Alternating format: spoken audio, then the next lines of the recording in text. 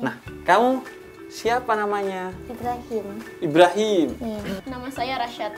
Rasyad. Oke. Siapa nama kamu? Bara. Bara. Semangatnya membara. Nama panjang kamu siapa? Kadana Bajika Arsaja. Oh, dipanggilnya Bara. Nah, yang di belakang dari kamu. Siapa nama kamu? Naila. Naila. Oke. Kamu siapa nama kamu? Ebi. Ebi. Ebi. Hai. Kamu siapa namanya? Kala. Kala. Oke. Kenapa sulit banget kalau orang-orang mau berdoa tepat waktu? Bumi itu dulunya seperti apa sebelum Nabi Adam diturunkan ke bumi? Ya kenapa kalau sholat jamaah itu lebih bermanfaat dan lebih banyak pahala daripada sholat biasa? Kenapa kalau kita lagi sedih atau marah terus kita berpikir tentang Allah, kita bisa rasa lebih baik? Kenapa masjid dibuatnya kayak gitu? Kenapa ada kubahnya? Kenapa ada gitu-gituannya? Itu dari Oke. mana awalnya? Nah kalau misalnya nih baik nih meninggoy Meninggal. pas Oke. akhir. Nah ini kan udah diberikan nyawa, cuman belum bisa membuat dosa atau pahala kan. Jadi kalau misalnya dia meninggoy itu di akhiratnya ke neraka, ke surga atau nggak kemana-mana? Oke.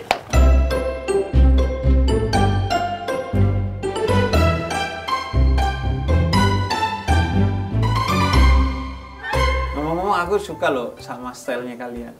Jadi yang Ibrahim formal banget, pakai batik. Iya. Yang kamu casual banget, pakai kaos. Yang kamu edisi Ramadan kayaknya ya, religi banget. Iya. Yang di belakang ternyata mirip. Kamu mirip dengan dia, sama-sama casual. Kamu mirip dengan dia, sama-sama edisi religi. Nah, Ibrahim mirip sama dia, sama-sama formal. Jadi aku suka banget. Kalian nggak janjian kan? Enggak sih, enggak. Enggak ya? Tapi saling kenal dong. Kenal. Saling kenal. Kamu enggak? Ada yang kenal, ada yang nggak kenal. Ada yang kenal, ada yang nggak kenal. Oke. Nah, sekarang ada lagi. Jika sholat itu diberikan pada Isra Mi'raj, Iya. maka nabi-nabi sebelum masa itu ibadahnya gimana?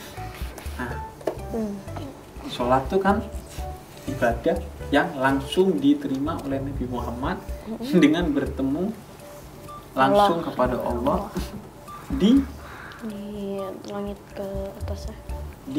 langit dan atasnya lagi, yang disebut sebagai Sidratul Muntaha. Ya, Jadi di sana langsung. Kalau puasa lewat malaikat Jibril, malaikat Jibril.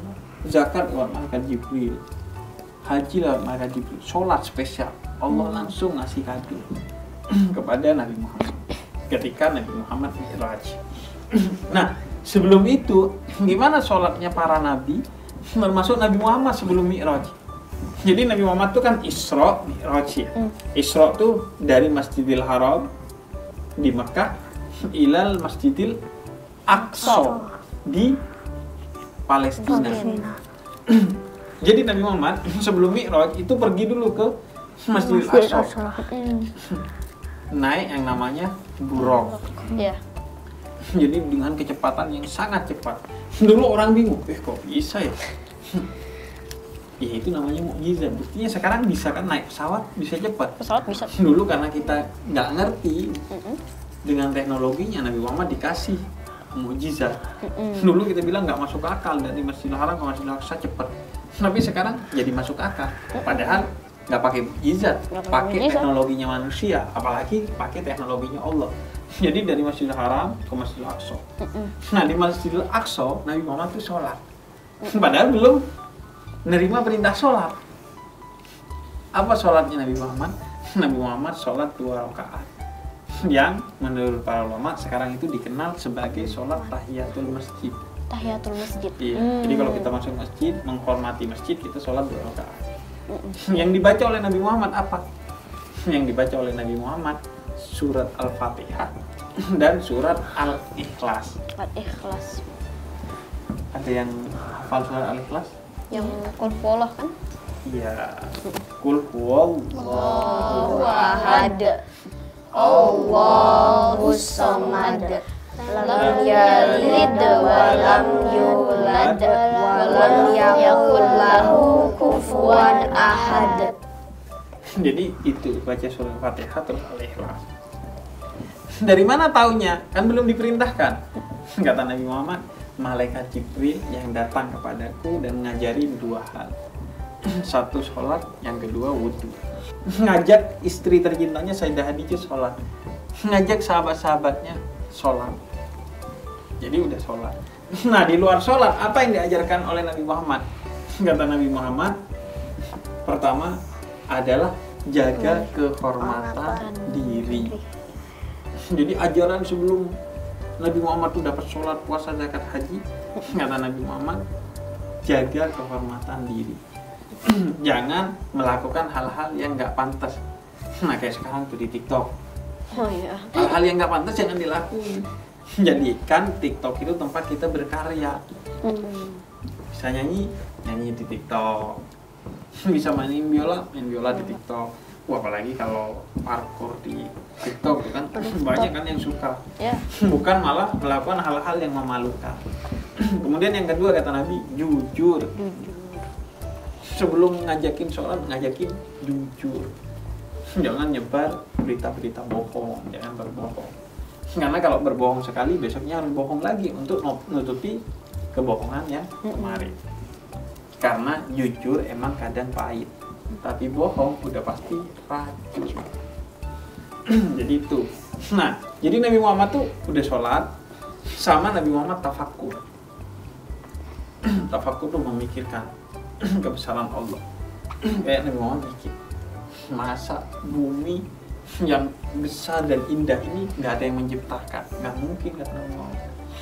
Pasti ada Allah yang menciptakan. Kayak misalnya aku bilang ke Bara, ini tadi nggak gini, ini tadi cuma kain, tapi tiba-tiba jatuh sendiri terus jadi kotak gini. Kamu percaya nggak, Bara? Enggak. Kamu percayanya ini ada yang bikin? Iya. Nah, kalau ini aja ada yang bikin, apalagi alam semesta, nggak mungkin ada gitu aja, pasti ada yang bikin. Nah, Nabi Muhammad tuh mikirin kayak gitu, sehingga Nabi Muhammad kemudian menjadi orang yang beriman, diangkat menjadi nabi termulia, Rasulullah. Nah, sebelum itu nabi-nabi sebelumnya, apakah mereka juga sholat? Iya. Ada yang pernah tahu mereka sholat atau enggak? Bara? Mereka sholat atau enggak, Bara? Iya. Sholat. Yang yakin semua nabi sholat? Sih, setengah-setengahan. Setengah Nggak kamu. tahu sih. Bara yakin, Ibrahim setengah, Naila setengah, rata-rata setengah. Jadi sholat itu sudah ada sejak nabi dan manusia pertama, yaitu Nabi Adam. Nabi Adam itu ketika diturunin ke bumi dalam keadaan malam. Nabi Adam ketakutan, di tengah ketakutan kemudian timbul matahari. Wah, ternyata terang. Akhirnya Nabi Adam sholat subuh 2 rakaat. Rakaat pertama sebagai bentuk syukur karena diselamatkan dari kegelapan malam. Nggak dimakan dinosaurus, nggak dimakan ini gitu. Iya. Dan rakaat kedua sebagai bentuk syukur karena melihat matahari sehingga bisa terang penglihatannya. Nah, kemudian sholat duhur yang pertama melakukannya adalah Nabi Ibrahim. Ketika diselamatkan dari Nabi Ibrahim oleh Raja Namrud, diapakan? Dibakar. Ketika Nabi Ibrahim diselamatkan, Nabi Ibrahim sholat duhur 4 rakaat. Nabi Yunus yang pertama kali sholat asar. Setelah Nabi Yunus apa ujiannya? Dimakan paus. Dimakan paus. Jadi ketika keluar dari paus, Nabi Yunus langsung sholat sebagai bentuk syukur.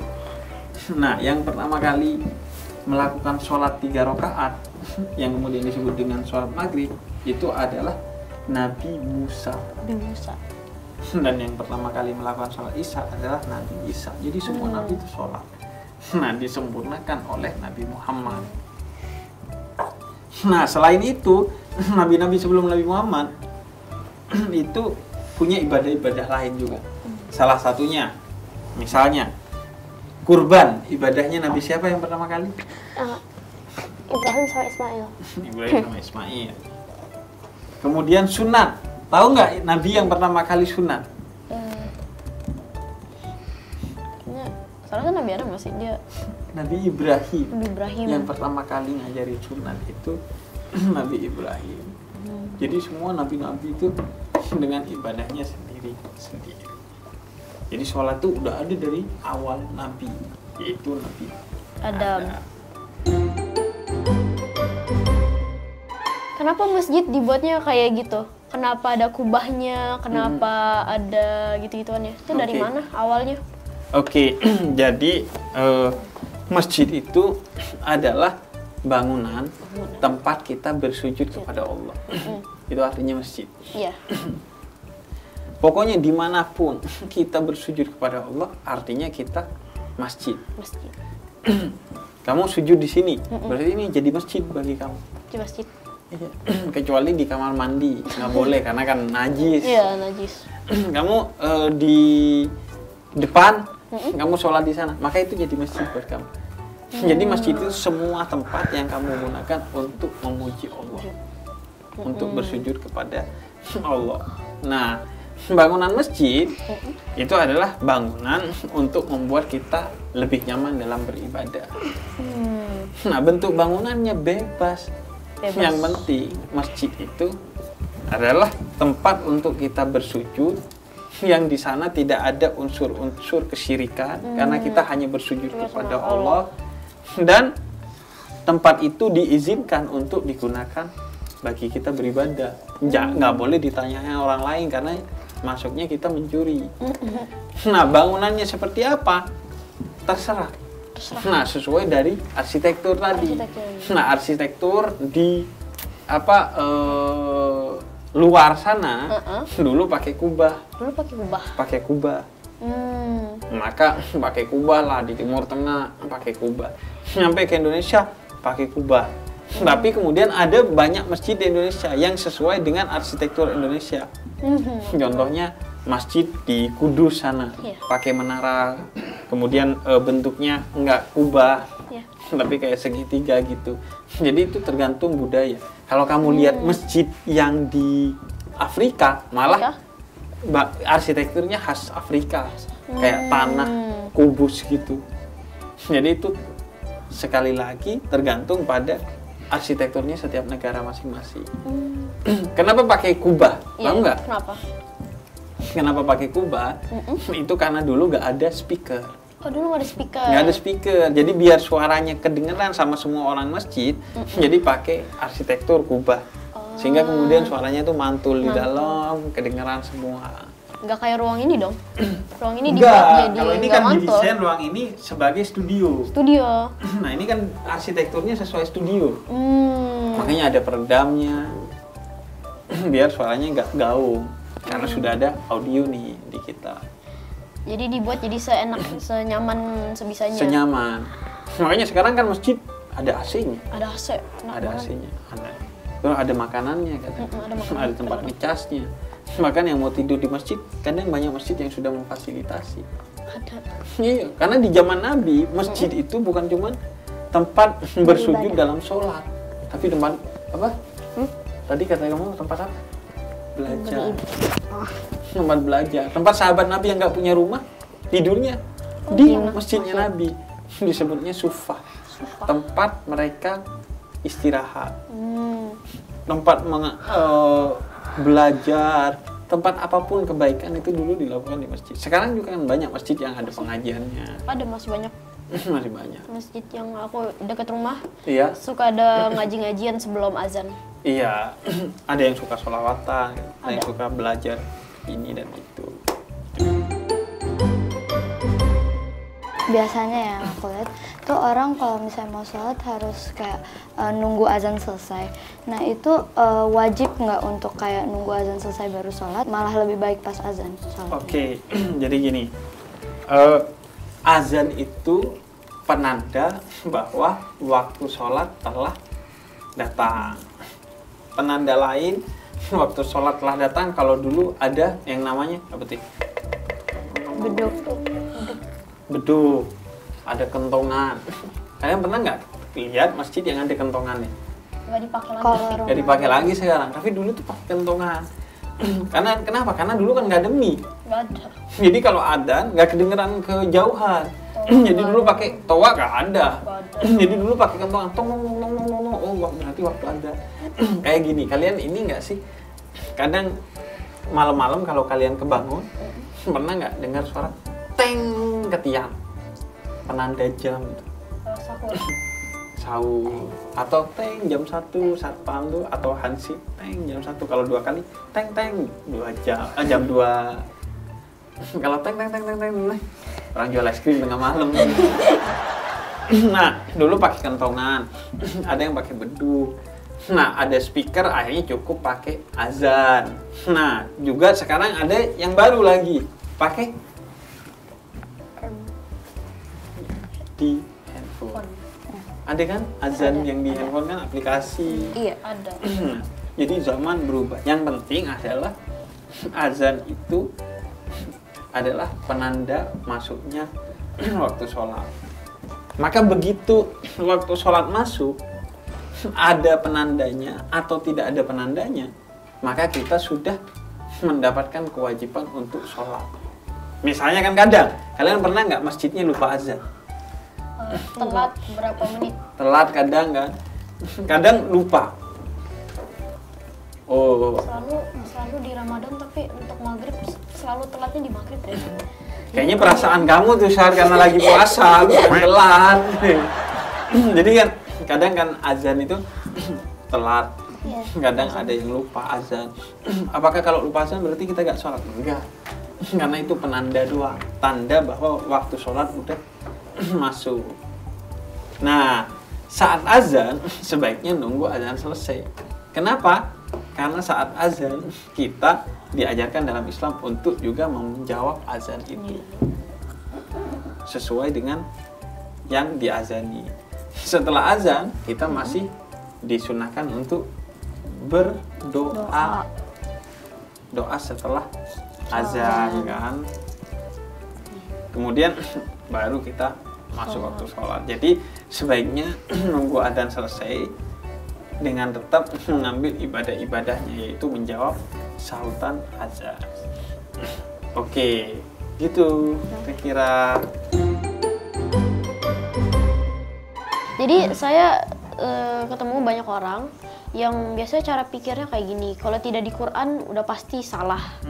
Saya pernah dengar ini cara pikir yang tidak baik, dan saya pengen tahu apakah ini beneran masalah dan does this affect other things as well?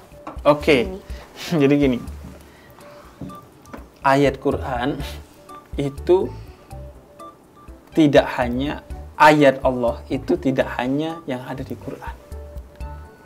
Kata Al-Quran sendiri dikatakan sanurihim ayatina fil afaq wa fi anfusihim. Ayat Allah itu juga apa yang ada di bumi, di langit, dan di dalam diri kamu. Kita ini semua pertanda. Ayat itu artinya pertanda. Ada yang pertandanya dengan tulisan Allah itu begini, begini, begini. Ada yang pertandanya dengan alam, ada yang pertandanya dengan diri kita sendiri. Hebat ya kita. Maka kita bersyukur kepada Allah yang menciptakan kita. Jadi ayat itu bukan hanya yang ada di Quran. Nah, yang di Quran itu juga harus ditafsirkan sesuai dengan apa yang menjadi ilmu tentang Al-Quran itu sendiri, sehingga kita bisa mengetahui maksudnya ayat ini apa. Karena kalau tanpa ditafsirkan, kita bisa jadi nggak memahami maksudnya Al-Quran itu apa. Makanya butuh penafsiran, butuh hadis. Misalnya Quran bilang, sholatlah, aqimus sholat. Bagaimana cara sholatnya? Kita nggak tahu. Maka kita belajar kepada Nabi Muhammad cara sholatnya. Kemudian kita disuruh untuk zakat fitrah, makanan pokok. Dulu Nabi Muhammad zakat fitrahnya pakai gandum, karena Nabi Muhammad makan gandum. Nah sekarang kan kita nggak makan gandum. Nah gimana? Akhirnya kita nanya ke ulama. Oh dulu itu makan gandum, maka zakatnya gandum. Sekarang karena kita makan nasi. Maka zakatnya beras. Jadi Islam itu harus terus ditafsirkan sesuai dengan setiap zamannya. Nah, Al-Quran yang dulu turun itu harus ditafsirkan sesuai dengan zamannya. Yang penting intinya itu nggak boleh diganggu gugat. Jadi kayak doa perjalanan dulu kan biasa pakai unta, tapi sekarang kan pakai mobil biasanya kalau perjalanan. Tapi maksudnya itu artinya masih sama kan? Kita masih pakai doa itu, dan doa itu untuk pas kita lagi pakai mobil. Iya, yang penting kan intinya adalah perjalanannya, bukan naik apa. Ide pokoknya masih Ide ada. pokoknya masih ada yang penting. Jadi itu yang paling pentingnya. Yang paling pentingnya. Soalnya times always change kan. Iya, nggak pernah selalu sama. Betul. Makanya Al-Quran sholihun likulli zaman wal makan. Al-Quran itu harus selalu sesuai dengan zaman dan tempat. Bahkan zamannya sama antara yang di Eropa sama yang di sini. Penafsirannya bisa berbeda. Yang penting intinya sama. Kayak tadi kamu contoh kan. Kendaraan di Eropa dan kendaraan di sini kan beda. Beda. Iya. Jadi tergantung pada tempatnya dan disesuaikan. Yang penting intinya tidak berubah. Nah, yang terakhir sudah ketebak dong. Nah, kalau misalnya nih baik nih meninggoy Meninggoy. pas akhir. Nah, ini kan udah diberikan nyawa, cuman belum bisa membuat dosa atau pahala kan. Jadi kalau misalnya dia meninggoy itu di akhiratnya ke neraka, ke surga, atau nggak kemana-mana? Oke. Jadi setiap bayi yang lahir itu lahir dalam keadaan suci. Jadi karena dia suci, maka dia ke surga. Kenapa? Karena setiap bayi yang lahir itu pasti dia beriman kepada Allah.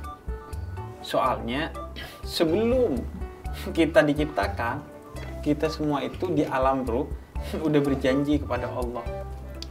Kata Al-Quran dijelasin, alastu bi rabbikum qalu bala syahidna. Apakah aku Tuhanmu?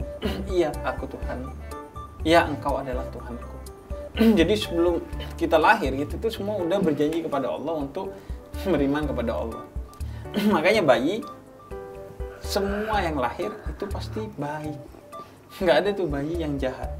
Nggak ada bayi, oh saya benci ke kamu karena kamu udah begini begitu. Nggak ada. Semua bayi itu pasti baik, saling bermain, saling ketawa, saling berpelukan. Jadi ketika mereka meninggal, maka mereka meninggal dalam keadaan suci. Disebutnya ahlul fatrah, orang yang masih dalam keadaan suci. Karena belum dikenai hukum, maka dia tidak memiliki dosa. Karena dia memiliki dosa dan memang dasarnya beriman kepada Allah, maka dia masuk surga. Jadi bayi yang belum dewasa, dia masuk surga ketika wafat. Begitu. Terima kasih ya. Terima kasih. Semua ya. Thank you ya. Semoga bermanfaat penjelasannya. Amin. Dan semoga kita bisa jumpa lagi di Habib for Kids. Amin. Assalamualaikum. Waalaikumsalam.